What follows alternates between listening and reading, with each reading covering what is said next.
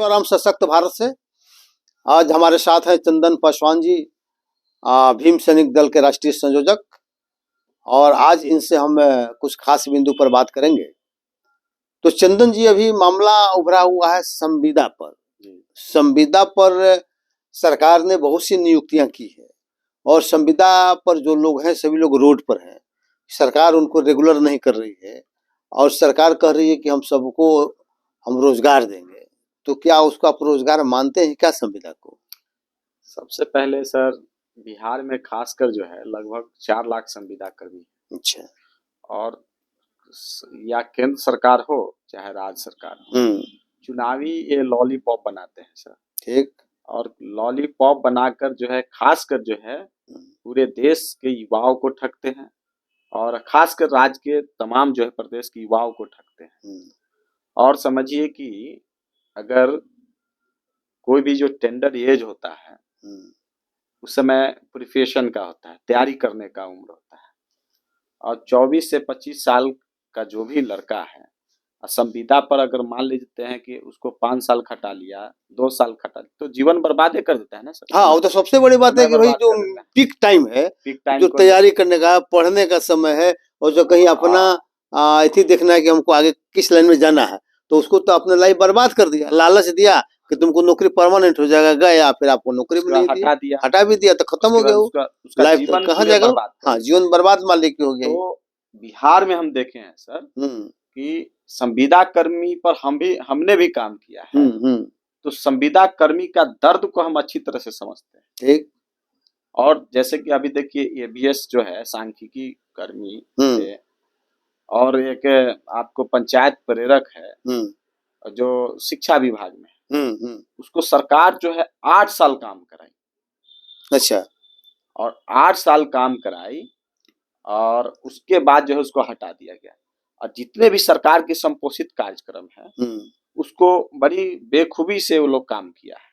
तो प्रेरक जो माने हर एक पंचायत में एक था, वही क्या? हाँ, मैंने प्रत्येक पंचायत में, और जैसे मानव श्रृंखला को सफल बनाने का उनका बहुत नहीं अभी भी जो नीतीश कुमार का जो संसद हुआ, भीम संसद है, तो उसमें ये आया कि जो प्रेरक लोग था उन्हीं लोगों का परिवार के साथ लोग आया, लालच में उसको लाया गया। यहाँ पे जो है ना, यहाँ पे जो है कुछ माननीय उनको लॉलीपॉप बनाया कि भाई लालच में क्या सेवा का तालीजी मरकज को भीम संसद में बुला लिया गया। उनको भी बुलाया। ओह, वही हम देख रहे थे। और बुलाया गया, बुलाने के बाद जो है उन लोग भीड़ इकट्ठा कर दिया।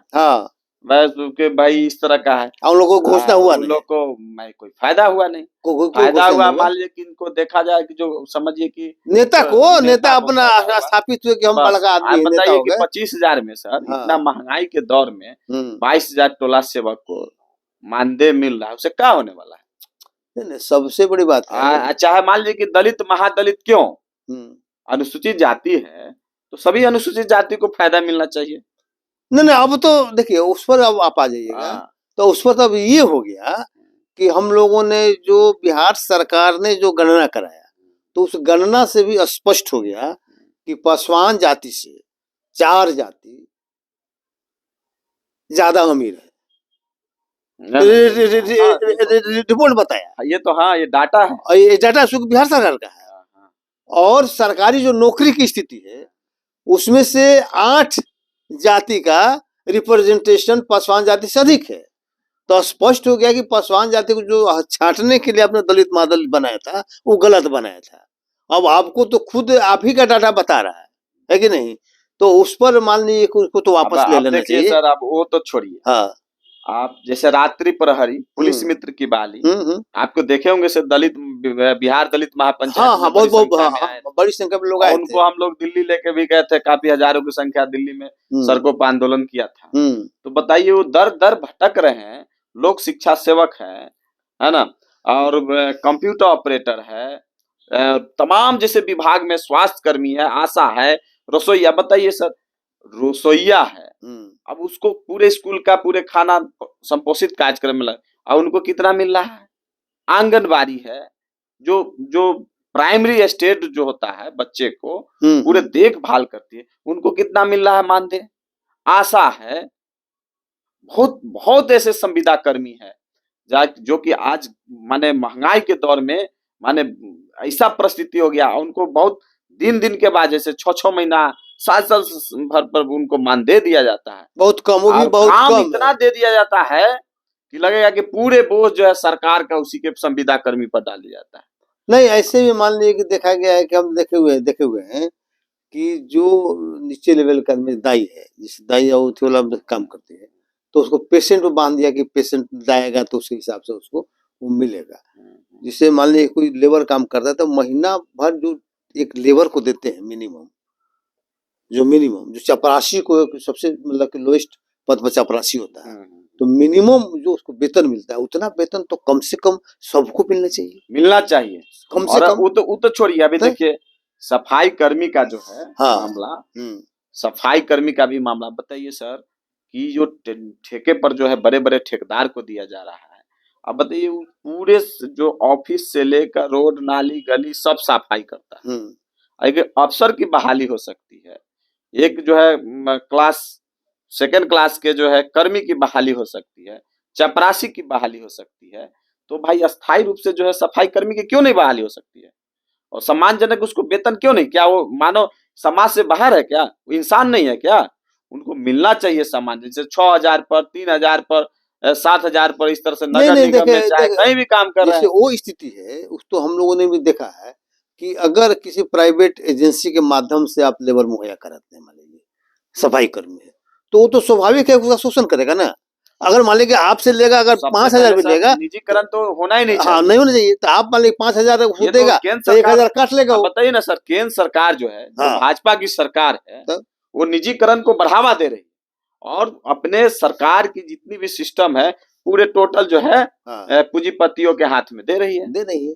तो ये कहीं ना कहीं इसी के पैनल पर जो है हमको लग रहा है कहीं बिहार सरकार भी तो नहीं चल रही है। वही कर रही है ना, उससे अलग कहाँ है, उससे अलग कहाँ है।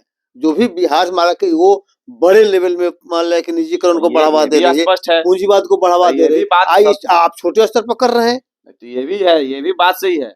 बिहार में लगभग 4 लाख संविदा है, बताइए, संविदा कर्मी है, और बता रहे हैं सफाई कर्मी को उसको इंक्लूड कर लीजिए। सबसे ज्यादा शोषण संविदा कर्मियों का मालिक हो रहा है, सबसे ज्यादा शोषण।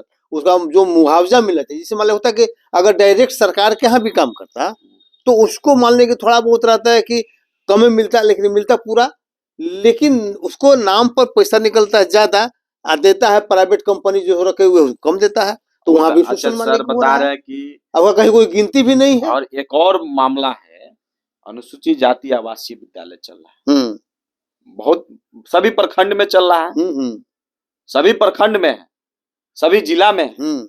छात्रावास का आवासीय विद्यालय है, छात्रा का छात्रा दोनों का है, लड़का और लड़की दोनों का है। अब बताइए वहां पे जो स्टाफ है उनको तुच्छ माने मानदेय पर रखा गया। बताइए, जो रेगुलर 24 घंटा ड्यूटी कर रहा है, 24 घंटा ड्यूटी लिया जा रहा है, उसको भी मानदेय कम दिया जा रहा है। उसको तो मिनिमम जो वेजेस होना चाहिए, मिनिमम है वो तो कम से कम मिलना ही चाहिए ना। तो आज भी किसी भी कम से कम 30,000 से तो कम को लगता है कि चपरासी का भी मान लेके नहीं, मानव हमको लगता है कि मानव के समान सरकार या केंद्र सरकार या राज्य सरकार मानव समझ ही नहीं रही है। मानव मैं समझिए कि वोट बैंक के लॉलीपॉप के अलावा मानव रिसोर्सेज, देखिए मानव रिसोर्सेज सबसे बड़ा रिसोर्सेज है इंडिया के लिए, और उसका दोहन मान लीजिए कि सत्ता पक्ष के लोग कर रहे हैं, सत्ताधारी लोग उसका दोहन मजे से कर रहे हैं, और इससे कमजोर वर्ग के लोग, गरीब लोग ज्यादा तबाह है, क्योंकि उनका मानसिक से लेके शारीरिक से लेके हर एक तरह का शोषण मान लीजिए कि हो रहा है। तो इसलिए आग्रह है, हम लोग इस माध्यम से आग्रह करते हैं स्टेट गवर्नमेंट से खासकर कि जितने भी संविदा कर्मी लोग हैं उनको या तो सबको आप रेगुलर आप कर दीजिए। हम तो इसे और उसमें मालिक देख लीजिए कि जहाँ कहीं अगर रिजर्वेशन का पालन नहीं हुआ है तो उसको भी पालन करते हुए अलग से कुछ करने की जरूरत पड़ेगा, तो उसको आप सबको कर दीजिए, एक बार कर दीजिए। एक और तो हो गया कि अगर ये संविदा कर्मी को जो है अगर परमानेंट कर देते हैं, अस्थायीकरण कर देते हैं, सम्मानजनक वेतन देते हैं, तो सरकार के लिए फायदेमंद है। अगर वोट के लिए, अगर हम लोग तो कह ही रहे हैं सर कि बिहार ही नहीं पूरे देश में, बिहार के आदरणीय मुख्यमंत्री जो नीतीश कुमार जैसा कोई चेहरा है हमको दिख ही नहीं रहा है देश में, प्रधानमंत्री पीएम मटेरियल के रूप में दिख ही नहीं रहा है। अगर वो कर देते हैं तो उनके लिए बेनिफिट है। अगर कर देते हैं तब, और नहीं करते हैं तो ये तो संविदा कर्मी है कि जो संविदा कर्मी की बात करेगा वही राज करेगा। तो समझिए कि एक परिवार में, एक संविदा परिवार में 10 परिवार तो जरूर होगा। देखिए ये तो कहने की बात है, सुनिए ये कहने की बात है, संविदा कर्मी एक होके कभी सरकार के खिलाफ नहीं जाएगा और वहां जाति के आधार पर, समीकरण के आधार पर वो लेने के लिए सिर्फ हंगामा करता है। फिर वोट जिसको जहां जाता है, समाज जिसका समाज जहां जाएगा वहीं पर वो जाता है। कह रहे हैं कि सर अगर पैरवा में दर्द हो गया, एक सिंपल डॉक्टर से इलाज नहीं हुआ तो जाएगा बनियक्का डॉक्टर के पास। तो नहीं होता तो लास्ट में देखते हैं कि वो आयुर्वेदिक वाला डॉक्टर ओकरा पास चल जाता है, वहां से इलाज हो जाता है। तो हम लोग आयुर्वेदिक डॉक्टर है, सिर्फ इलाज के लिए जाएगा, इलाज के लिए जाएगा, लेकिन जैसे उसका दवा जब ठीक हो जाएगा तो फिर अपने हिसाब से करेगा। इसलिए वो सब मामला नहीं है। मामला ये है मानव संसाधन जो है उसको बढ़िया ढंग से यूटिलाइज करने का बात है और सही तरीका से उन लोगों को वेतनमान देने की जरूरत है, इज्जत मान सम्मान देने की जरूरत है और बिहार में को विकास को आगे बढ़ाने की जरूरत है। लेकिन दुर्भाग्य क्या है पूरे देश में कि पूंजीवाद को बढ़ावा देने का रास्ता खुल गया है। तो पूंजीवाद का मतलब क्या होता है कि पूंजीवाद शोषण करता है किसका? मानव संसाधन का, गरीब वर्गों का, कमजोर वर्गों का, और मनुष्य का शोषण करेगा और उसको काम अधिक लेगा, वेतन कम देगा। यही पूंजीवाद का वो है। तो वही पूंजी पहले तो चलता था ना, अब तो पूंजीवाद हावी हो गया है, वहां भी हावी है, यहाँ भी हावी है। तो इसलिए पूंजीवाद के खिलाफ लोगों को खड़ा होना पड़ेगा। खड़ा कर दिया जा रहा है। हाँ वही हो गया, निजीकरण, रेलवे निजीकरण का मतलब ही होता है टोटल विभाग निजीकरण। हाँ, युवाओं का यहाँ शोषण हो रहा है। एकदम एकदम निजीकरण करें कि हम युवाओं को रोजगार दे रहे हैं, झूठ-मूठ का नियुक्ति पत्र बांट रहे हैं, या केंद्र सरकार हो चाहे राज्य सरकार हो, ये सब दिखाने के लिए है कि नहीं। मूल रूप से है कि संविदा कर्मियों को निश्चित रूप से नियुक्त करना चाहिए। हाँ, और मानदेय कुछ को मानदेय देना चाहिए और प्राइवेट जो एजेंसी के माध्यम से प्रोवाइडर जो किए हुए हैं उसका आर्थिक शोषण कर रहा है, उससे उसको बचाना चाहिए। तो इस सरकार का दायित्व है और उम्मीद हम लोग करते हैं कि सरकार, बिहार सरकार इस पर निश्चित रूप से सोचेगी, है ना। जय भीम, जय भारत, जय संविधान।